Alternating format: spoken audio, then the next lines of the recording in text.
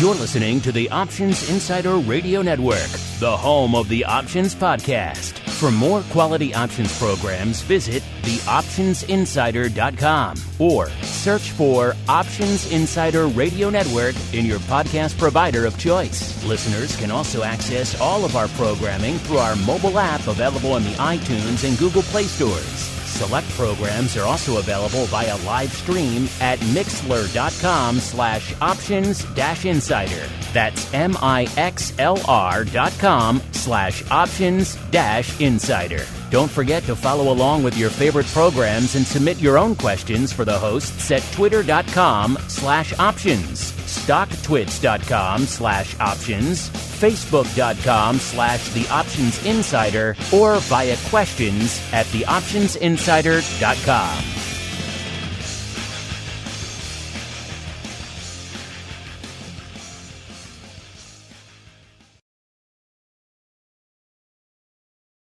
You wanted it, you got it. A radio program that helps teach you options trading inside and out, basic to complex. This is Options Bootcamp. Whether you want to learn how to protect your portfolio, generate income, or even become a master of volatility, the Options Bootcamp drill instructors will break it all down for you. Now, let's get you into peak options trading shape. Here are your Options Bootcamp drill instructors.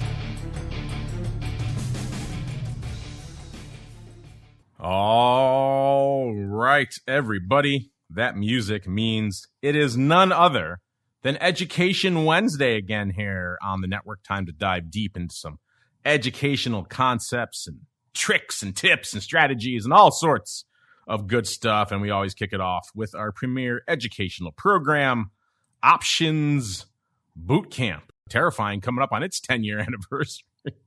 As we all learned when we broke down the top 10 episodes and saw number one was from, I believe, March of 2012. So coming up on some auspicious anniversaries. Also this January, indeed this year, marks the 15th anniversary of this fine network. So the birthday, the 15th birthday of the Options Podcast, because we did kick that ball off way back in the primordial ooze days of podcasting, and have had a good time watching the medium evolve since then. You don't have to have an RSS reader. You don't have to be an IT guy to get them anymore, which is nice. Nice change for everybody out there. Let's see what's changing over there in the land of MTM, because I am joined once again for this second episode of the fun new year that is 2022 by the black-hatted one himself, Mr. Dan Passarelli, the founder of Market Taker Mentoring, what the cool kids call as well as author of one or two or half a dozen options-oriented tomes. Mr. P, welcome back to the program, sir.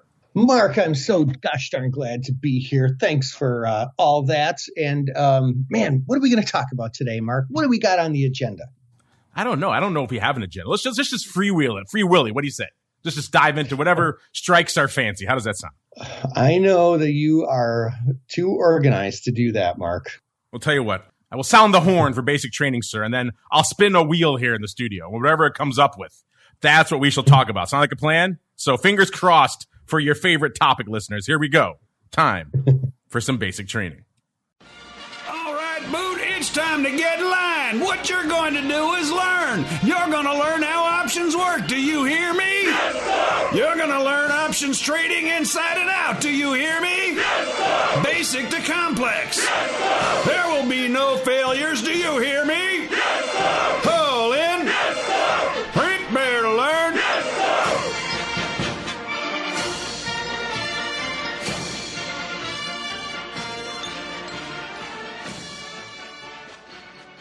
Ah, yes, so festive here. Every day is 4th of July or Flag Day, or pick your favorite. You're an Arbor Day fan, we won't hold it against you. Whatever nationalistic type celebration you want to do, or in the case of Arbor Day, you really just love some trees.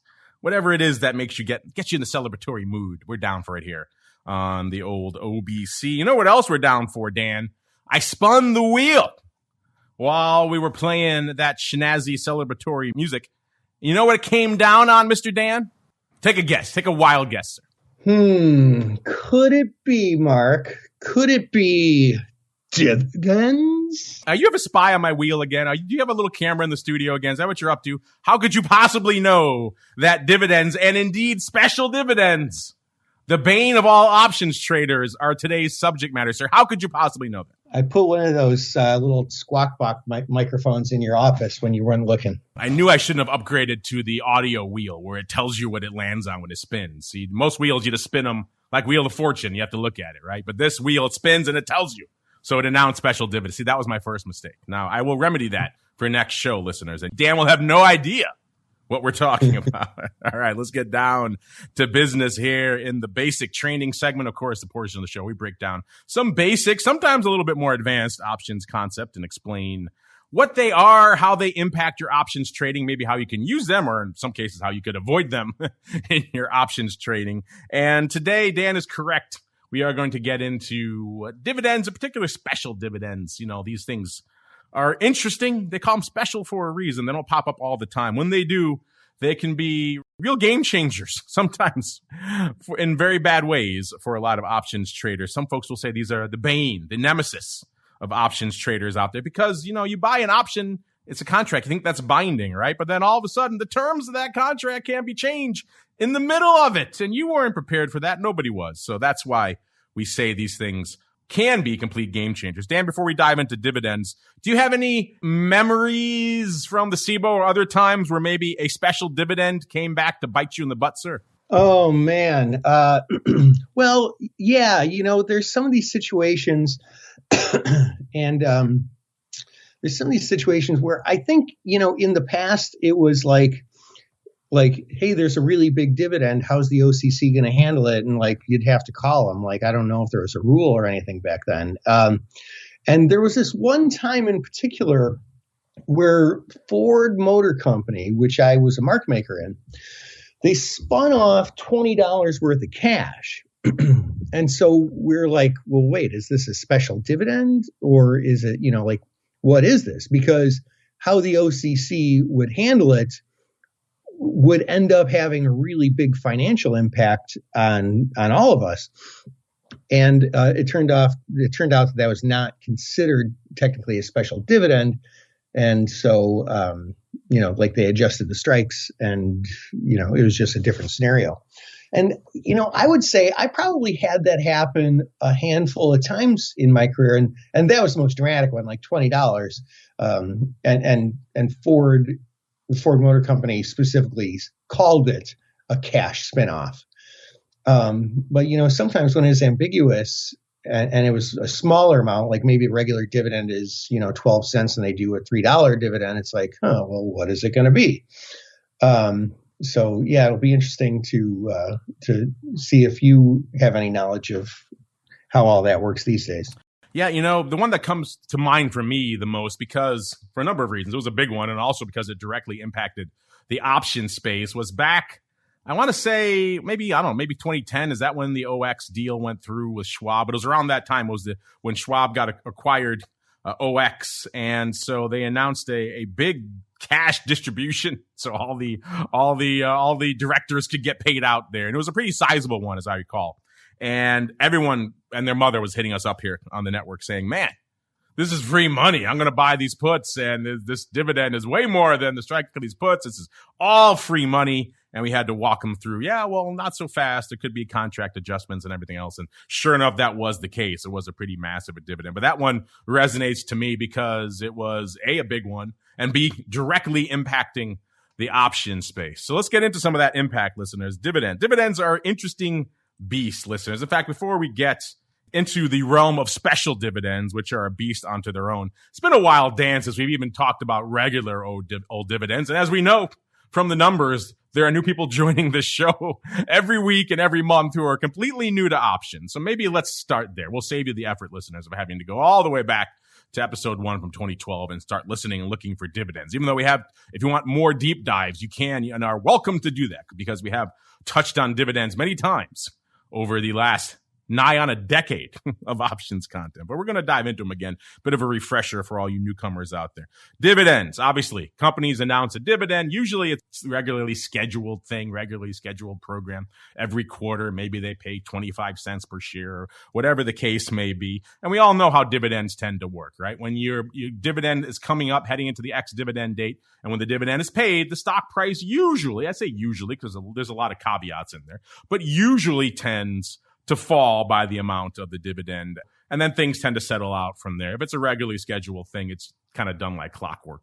So it's not really a huge impact to the options. So what is the impact on the options when you might say when these dividends tend to happen? Well, of course, think about it. There's a number of different reasons why. But of course, in general, if the stock's going to drop, you then generally see the prices of calls drop and the prices of puts increase heading into a dividend. Now, there are other reasons for that, and we'll get into that now. Because remember, listeners, you've heard us say many times on this show, you should never, never, never, never, ever exercise your options early, except for a few specific scenarios. And this, the dividend, may be one of those scenarios. Why would you do that? Why do you want to exercise your options early? Remember, you don't get the dividend if you own only options. Only stockholders get those juicy dividends. So if you want to get that dividend, you might have to swap your options for stock, which implies exercising those options early.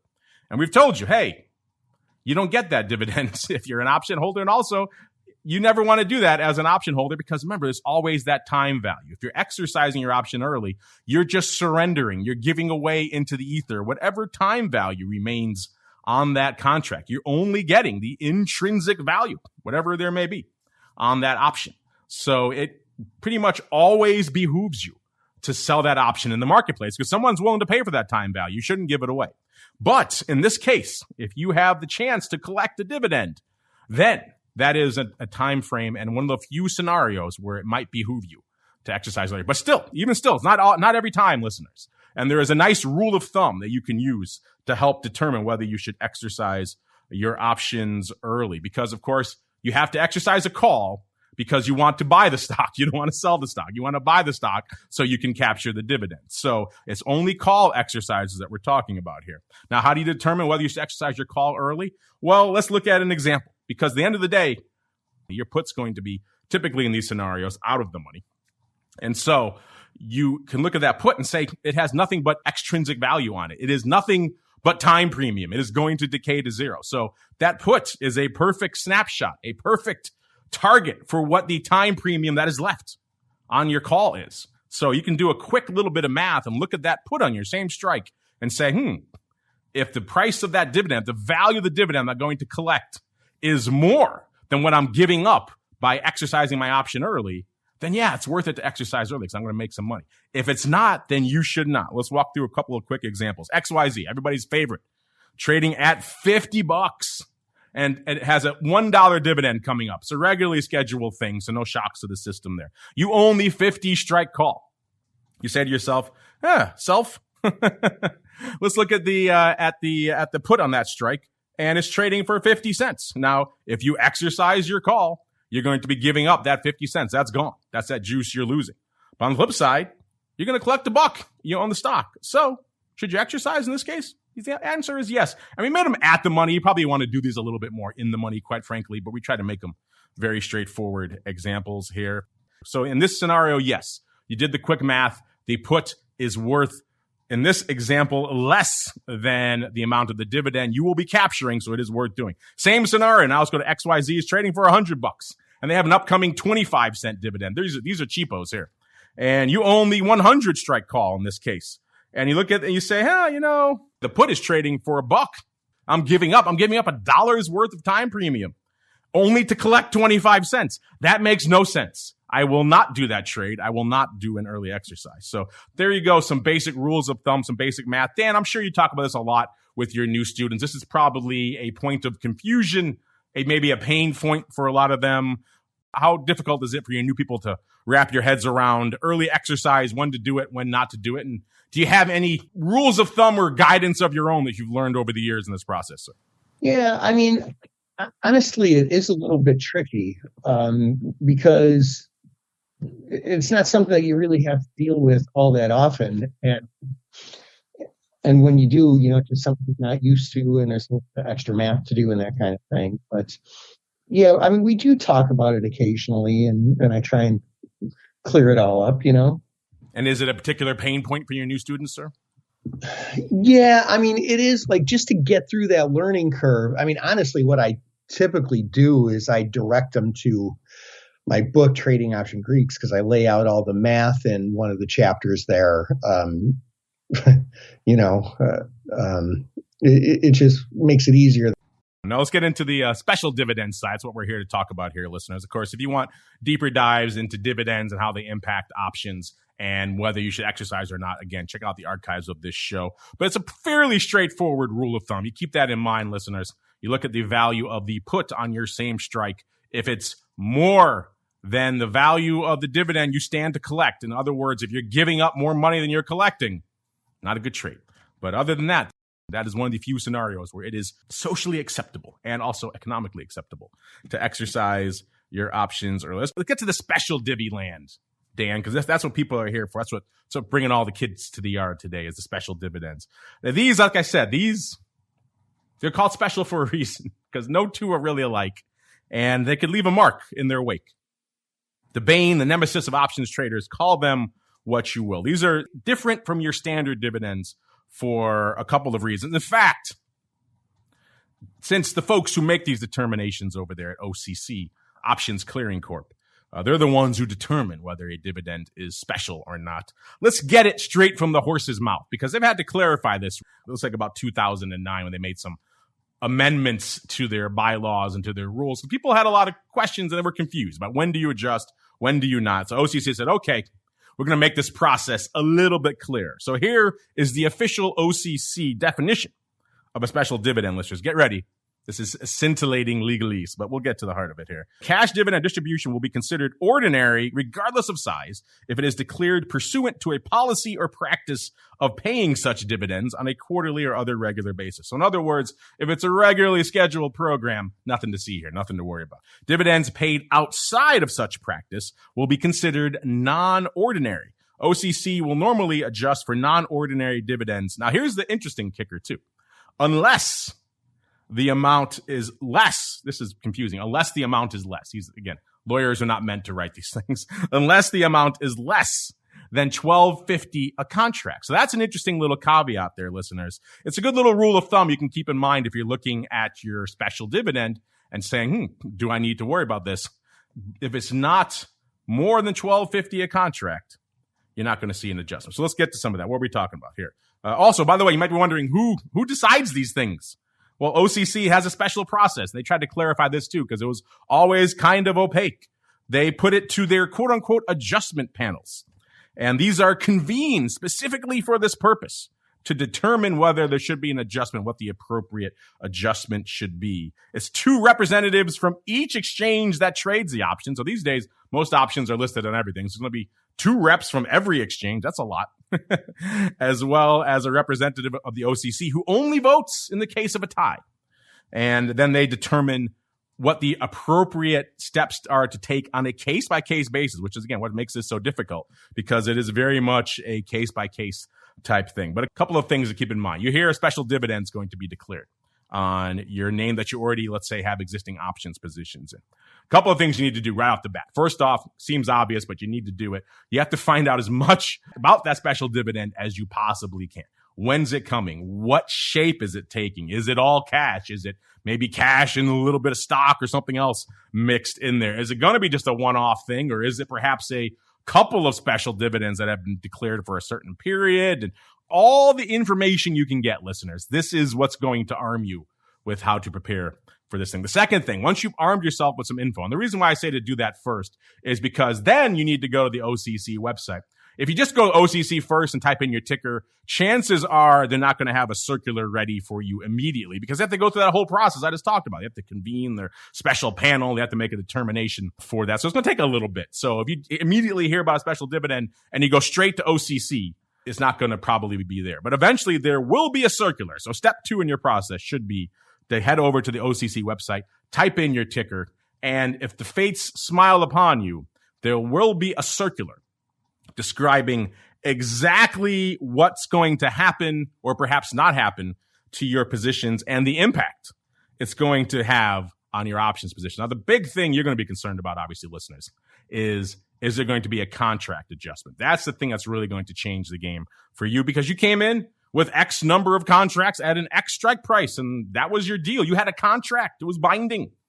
And now that contract may be changed, and no one wants a contract to be changed mid-game. That messes the game up for everybody. So you have to determine again if there will be a contract adjustment as a result of this special dividend. And OCC, they are the arbiters of this, so they will tell you the results of their special panel, their special tribunal's determination on this one. And again, that little bit of rule of thumb should help you, that $12.50. Now remember, keep in mind, this is options speak, not stock speak. So this is $12.50 per contract, not $12.50 per share. Dividends are usually announced in a per share basis. So if you see that, you might say, oh, $12.50 per share. That's a huge dividend. They're never going to adjust. No, $12.50 per contract. Remember, a contract is on 100 shares of the underlying, most of your standard equity options. So it's actually 12.5 cents. It's only got to be 12.5 cents per share or more to kick off a special dividend. That's a pretty low bar. So Dan, what are your thoughts on everything we've learned so far here, sir? I'm with you. When I was on the floor of the SIBO, there really was no bar. I'm glad to see that they have responded to that criticism and enacted one. What are your thoughts on this $12.50 threshold, sir? For the same reason. I think it's really good as well, because you don't want stuff like that being just arbitrary and like, I wonder what's going to happen, I mean, to be fair, when it is a special situation where the company's, doling out a lot of extra unexpected money, whether it's called a special dividend or, cash distribution or whatever it's called, like that's really what the surprise is, but you don't want the, sort of second level surprise of, okay, wow, I just made or lost a bunch of money here. I wonder if the contract's going to change and I'm going to make or lose a bunch more, So yeah, I like that there's now a very cut and dried, a pretty cut and dried sort of rule.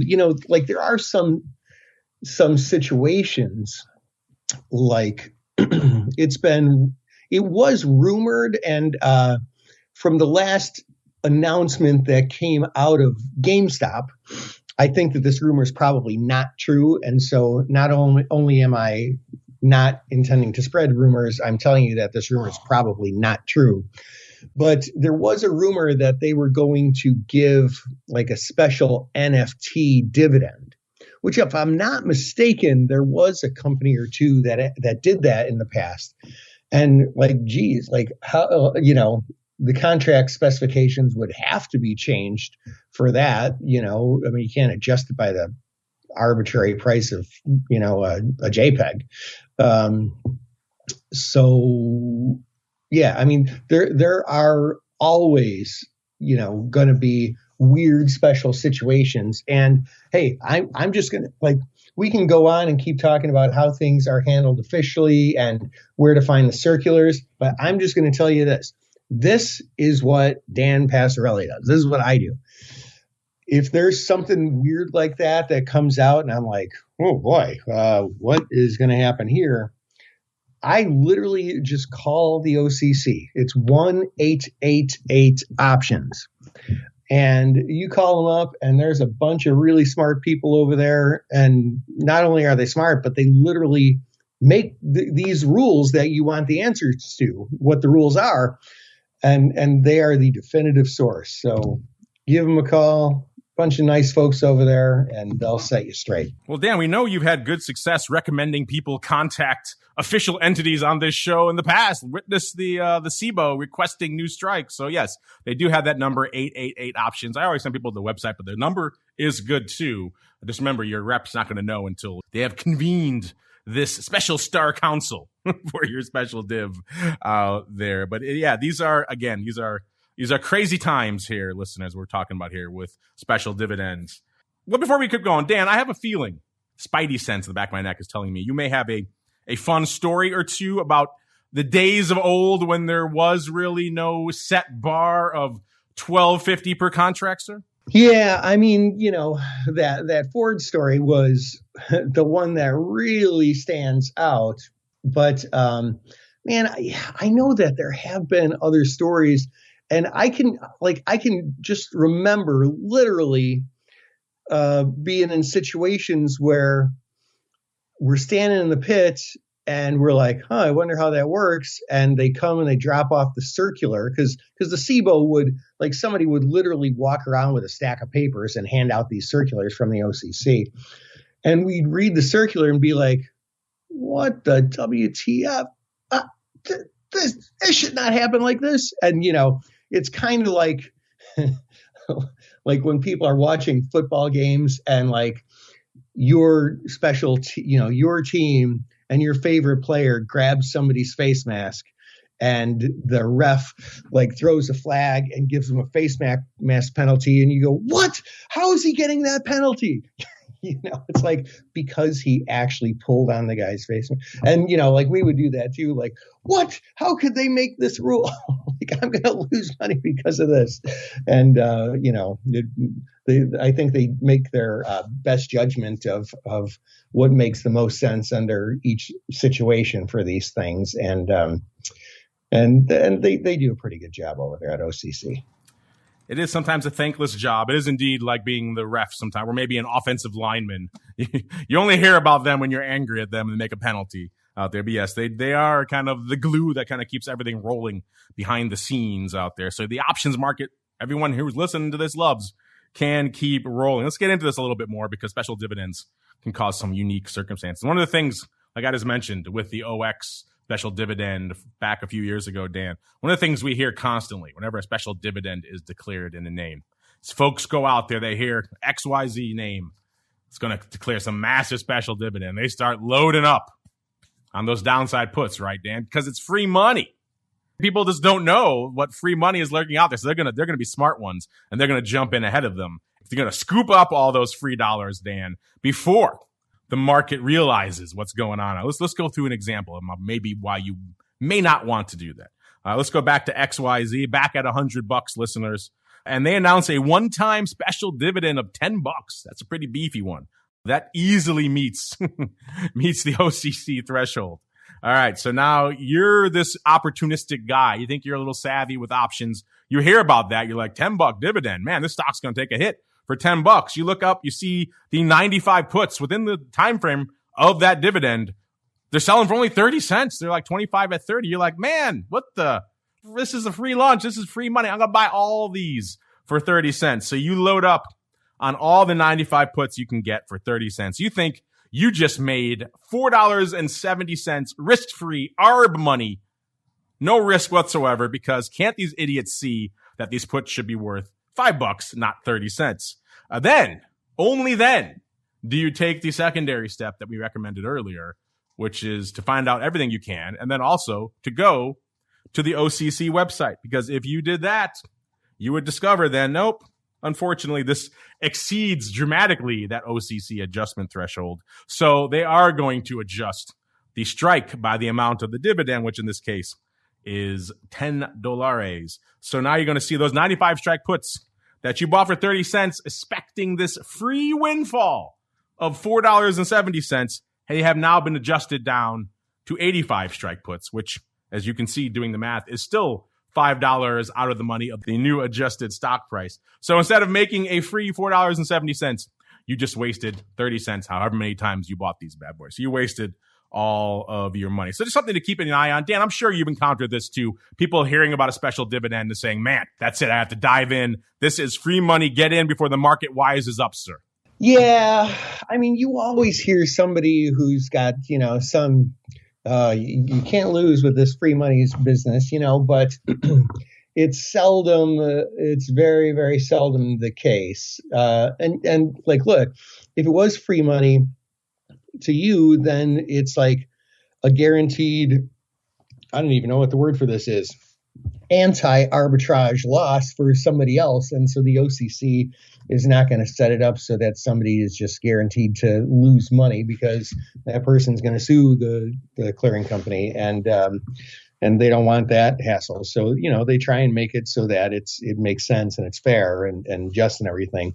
There is one thing, and this is, and this relates, I learned this with that Ford scenario, which again wasn't a special dividend. It was a cash spinoff, but I think this would, don't quote me, but I think that this would probably be the case anytime they do a big strike adjustment, is if you're long delta neutral volatility, like long a bunch of Vega, you can just really get annihilated. So it's better to be short a bunch of Vega, because like the theory into it is there's no why do companies have volatility? Why do company stocks have volatility? Because the value of their assets change in value, right? They're selling more things, or they're selling less things, or whatever it is. But if they are sitting on just a pile of cash, the cash has no volatility. And so if they are dumping off cash, whether it's a spin-off, and I think if it's a big enough special dividend, but don't go trade this and say, I told you so, like do your own research case by case basis, because there's no volatility in the cash. The way that the model will, like once they do the strike adjustment, the way that the model will calculate it is like at the same volatility level, it will make those newly adjusted options worth less. And if you're long a lot of Vega, you'll lose a lot of money. It's a very, very esoteric and very, very complicated thing, but it's an interesting thing to talk about. Frankly, I learned because I got caught on the wrong side of it. I was the guy who was, everybody in our pit was, but that's an interesting scenario that I like to just throw out there every now and then.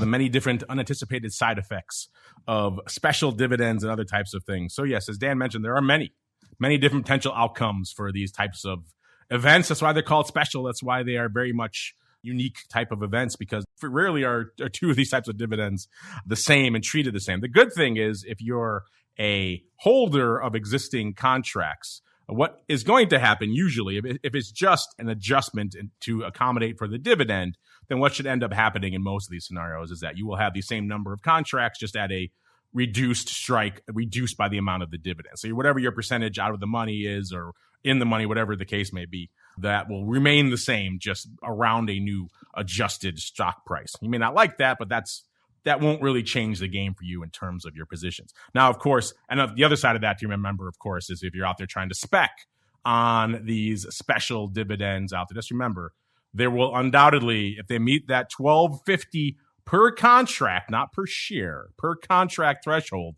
which is pretty easy, 12.5 cents, listeners, then it's probably going to result in an adjustment. So those puts you think are free money, probably not. Just two things to keep in mind there. Now, as Dan mentioned, there are other types of things that could trigger contract adjustments, not just special dividends. So some other things you probably want to look out for if you're wary of contract adjustments. Any sort of corporate action could easily result in a contract adjustment. So a takeover, a merger, a spin-off, some liquidation, anything along those lines that could result in substantial cash distributions or other things like that, stock swaps, things like that, which could really mess up the game. And also the corporate action stuff can take it to the next level, because now your number of contracts could actually change. If you have something that results in, let's say, a stock split or a reverse split or some sort of other type of swap with other stock, or maybe it's a dividend with a stock component and as well, all sorts of things that could gum up the work, that could change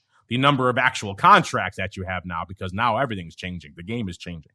So these are things to definitely watch out for there. And also, sometimes people are confused. They come across an option that's trading out there and they see, let's say the stock's trading for around $20, and they see these options that have all sorts of weird strike prices like 11.22 and things like that, things that make no sense, that don't follow the usual formula of, even dollar strikes or $5 strikes.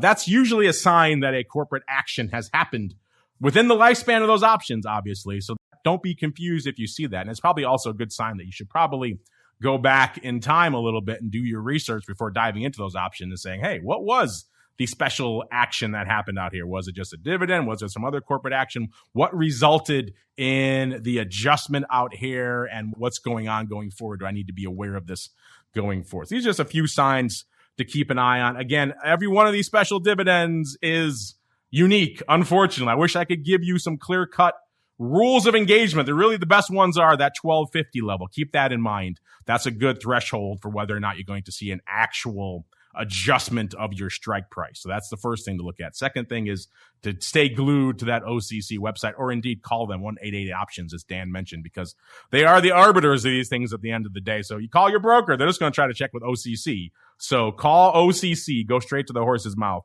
That is the place to go. Dan, any other final thoughts here on special dividends, sir? Oh, man, we covered quite a bit here, didn't we? I like that. Yeah. And because the word special is an important word in special dividend, to me, I just want to repeat a little bit that the most important thing is that any crazy thing can happen, from, giving an NFT as a dividend to whatever, so just always think about it case by case. Never make any assumptions that for sure what's happening. I mean, if it's just like a regular dividend, you can assume how it's going to be handled. If it's a special dividend, never make any assumptions. Get the information straight from the horse's mouth. Well said, sir. So there you go, listeners. Kind of an overview of the secrets, the mysteries of special dividends. Threw some regular dividends in there as well. Always good to have a refresher on those, when you should exercise, when you should not. So bear that in mind. There are some rules of thumb. There are some guidelines you can look at when to exercise, and also when evaluating a special dividend and what impact it will have on you. But of course, at the end of the day, the arbiters are the folks over there at OCC. So you should stay glued to them for the information they will give you, not your broker, OCC. They're the ones who make that determination. Hopefully in your options trading career, you never get caught on the adverse end of one of these, listeners, but chances are you probably will. So it's better to be forearmed and prepared for such things rather than to just be oh my goodness, what the heck is happening?